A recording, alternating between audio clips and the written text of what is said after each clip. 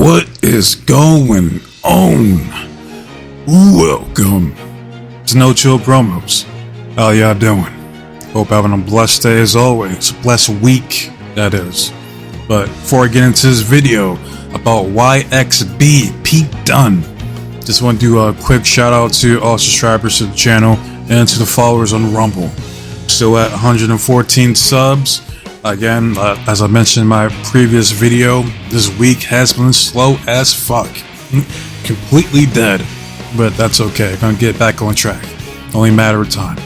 So let's get into it. I'm not wasting more time. I'm excited for this video because this is like pretty much the only time I really put over Pete Dunne. Because I watched that segment on NXT this week and I had to make a video on this because this is easily the best shit Pete Dunne has ever fucking done. Easily. And yeah, I've seen highlights of his matches back in NXT UK. And that's all fine and dandy from an in-ring standpoint. But I'm talking about as far as a character. This is easily the best shit he's done. Basically, YXB means young and bitter. He's young because he's 30 years old. He's like 2 years younger than I am. I didn't even know that till now. And he's bitter because all the time that was wasted on the main roster not doing a fucking thing. That's why like he calls out this shit with Butch. Even though like, hey, at least he had a character, just a little short, scrappy young man, young lad. It's like, oh yeah, Pete Dunne, yeah, we come up with a name for you. How about Butch? Yeah, I like that. Yeah, pal. You're gonna be Butch. You're gonna go out there and be Butch, okay? Yeah, okay, pal? I'd like to imagine that's how the conversation went between him and Vince for creative on SmackDown as to what to do for Pete Dunne. But yeah, there's so much potential in this gimmick, although I do fear that they're just going to feed him to Trick because they need to get Trick something to do before he gets back the title, if he does. But yeah, in the promo package, he was talking about how, you know, I was a wee lad back in Birmingham and I got my ass beat, got jumped. And nobody helped me. You know what I did? I got back up, 10 toes down, head up high, chest out, and I got it together. I kept it moving. That's what I did. The shit reminded me of that one scene in The Boys Season 3 with Soulja Boy, who is the best character on the fucking show, and Season 3 was the best season of the fucking series so far. Where there's a scene where Soulja Boy is talking to Huey in the woods because they're trying to help Butcher, right? And he stops. He looks at Huey and he's like, you're on a mission. You need to get the job done. I stormed Normandy. I fought the Nazis. And you know what I do when I'm sad or scared? Fucking nothing. Because I'm not a pussy. I wish Pete Dunne would have said some shit like that, man. Like, he easily would have been like probably the most masculine character on fucking NXT. But no, he goes on to say, like, you got Trick Williams, 6'4", has all the traits to be a megastar. He beats Carmelo Hayes, he beats Ilya Dragunov, and you think someone with all that confidence, all that bravado, will have it all figured out. But no, you come to a man like me for answers. Hey, but don't worry, Trick. Next week, I'm gonna show you exactly what you need to do to figure it out. So essentially, he's just tired of seeing Trick Williams not getting this shit together, man.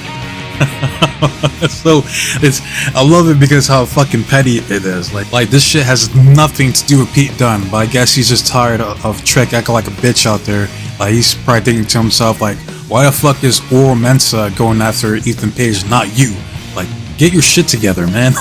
That's why he's looking at him with the way he does. Like, bro, you're fucking pathetic, man.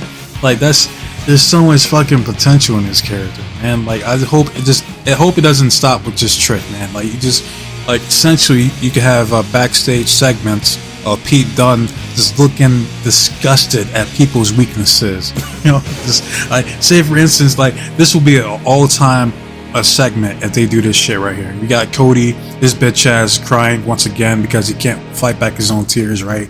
And you see Pete Dunne just walk past him and just look at him with this, this most disgusted look on his face. I'm like, yo, at that point, put the fucking belt on Pete Dunne. Like, that's the state that we're in. That one of the most manliest fucking characters on this full fucking roster is Pete Dunne. But hey, here we are. Put the fucking belt on him. like just goes around just looking at people like they're crying or just being emotional, and then you see Pete you see Pete Dunne, you're walking up or looking at the distance, just looking just disgusted, just, like like I'm laughing because I can just picture this shit, man. Like it really wrong with this shit, man. Like this how petty Pete Dunne is with this gimmick. I love it. I fucking love it.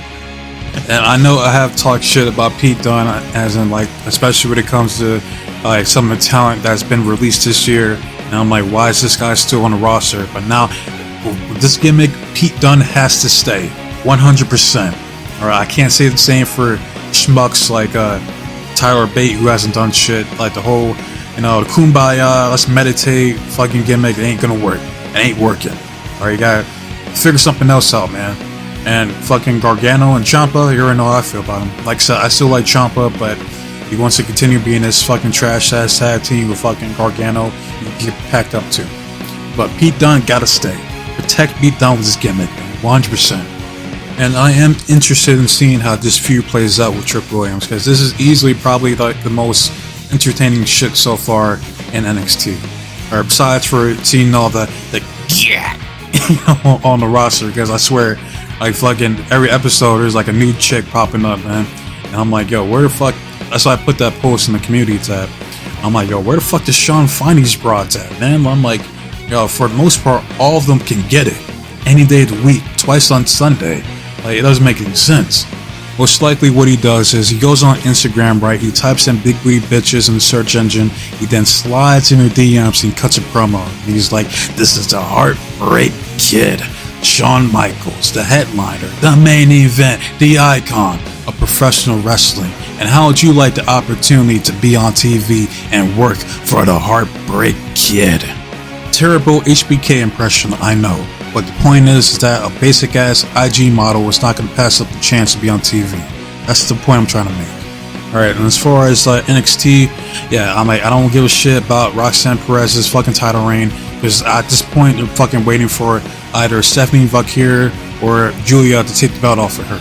So fuck Sol Ruka and fuck Last Legend. They're gonna stick Lash in a tag team fucking division. It fucking sucks. But even though I will say Jakari Jackson, is that her name? Yeah, she has been looking good these past few weeks. I ain't gonna lie. I mean, I ain't gonna hold you on that. She been looking decent. Oh, the shit with the whole Heritage Cup, with the feud between No Quarter Catch Crew and fucking the Don of NXT, Tony D'Angelo. I mean, that little feud is okay, I guess. And then you got the shit with Ethan Page and Oral Mensa, the new 1-2-3 kid. That's decent too. But this Pete Dunne shit, it's easily the most interesting shit I see on this show so far to me, besides from Joe Hendry. I believe in Joe Hendry, because right now he's gonna be feuding with Gallus after they dog walked him after the concert, and that concert was tremendous, by the way.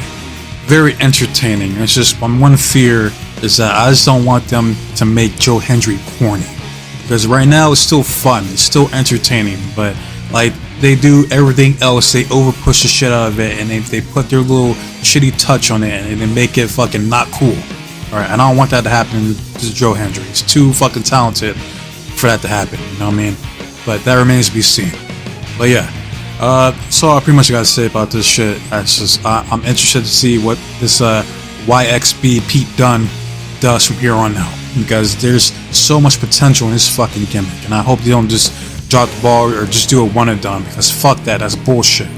Alright, this is the most invested I've been in Pete Dunne in his entire fucking career. And when it's all said and done, I might even end up being a fan of Pete Dunne. But we shall see. But yeah, now I want to hear from you guys. How do you guys feel about YXB Pete Dunne, or Pete Dunne in general? Right, do you like him? Is he one of your favorites? Are you excited to see where this gimmick goes in NXT? Or you're like, who gives a fuck? You don't even watch NXT? Fuck Pete Dunne. Let me know in the comment section. Like it or love it, hate it, comment, subscribe to the channel. It's all it's into me. Alright, I just want to see the engagement and the feedback from you guys.